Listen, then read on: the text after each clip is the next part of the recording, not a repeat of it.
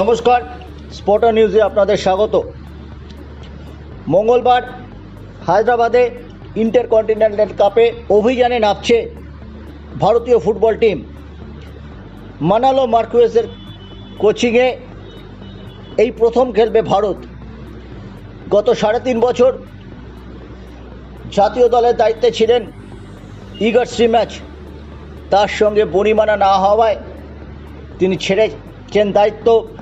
Technical কমিটির সদস্যরা প্রাক বিশ্বকাপের শোচনীয় ব্যর্থতার পর তোপ দেখেছিলেন স্টিম্যাচের বিরুদ্ধে। সেখান থেকেই বিরোধের সূত্রপাত। মানালো মার্কুয়েজ 5 বছর ধরে ভারতীয় সার্কিটে আছেন। তিনি হায়দ্রাবাদ এফসির কোচ হিসেবে 19 সালে ভারতের মাটিতে পা দেন। সেই হায়দ্রাবাদের নবনির্মিত জিএমসি বালাযোগী স্টেডিয়ামে ভারত খেলতে নামছে। মাঠ দেখে তিনি খুশি, পরিকাঠামো দেখেও তিনি সন্তোষ প্রকাশ করেছেন। মাত্র 2 দিনের প্র্যাকটিসে খেলতে নামছে ইন্টারকন্টিনেন্টাল কাপে। কিন্তু এই ব্যাপারে মানালো মার্কুয়েজ কোনো অজুহাত দিতে চাননি।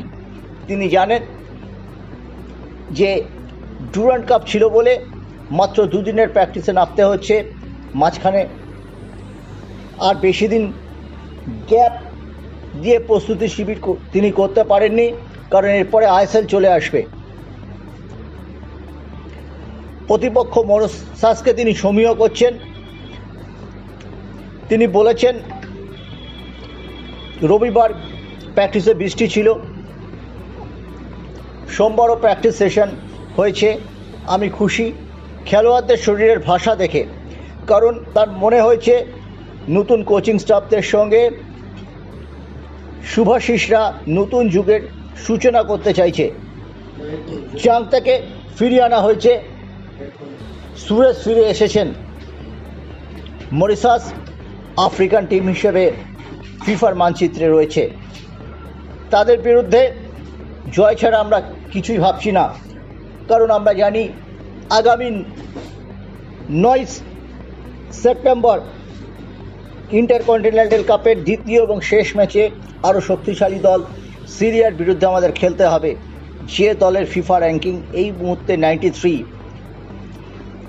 মরিশাস কিন্তু আছে একেবারে শেষের দিকে, তাদের র্যাঙ্কিং 171। সব মিলিয়ে ইন্টারকন্টিনেন্টাল কাপে অভিযান শুরু করার মুখে ভারতের নতুন কোচ মানালো ম্যাঞ্জিস বেশ আত্মবিশ্বাসী। তিনি বলেছেন, একটাই অসুবিধা, এই মুহূর্তে সব দলের খেলোয়াড়রা কন্ডিশনে নেই। মুম্বাই সিটি এফসির বেশ কিছু খেলোয়াড় রয়েছে জাতীয় দলে, কিন্তু মুম্বাই সিটি এফসি পূর্ণ শক্তির দল খেলেনি ডুরান্ডে। বিএফসি খেলিয়েছে, মোহনবাগান খেলিয়েছে। তাদের প্লেয়াররা ঠিক কী জায়গায় রয়েছেন সেটা আমার ধারণা আছে। মুম্বাই সিটির যে 4 জন খেলোয়াড় জাতীয় শিবিরে আছেন সে ব্যাপারে কিন্তু আমার ধারণা নেই। কিন্তু আমরা আগামী অক্টোবর নভেম্বরেও ফিফা উইন্ডোতে প্রদর্শনী ম্যাচ খেলব। এই দুটো উইন্ডো আমি কাজে লাগাতে চাইছি, কারণ আমাদের আসল লক্ষ্য মার্চ মাসে এএফসি চ্যালেঞ্জ কাপ।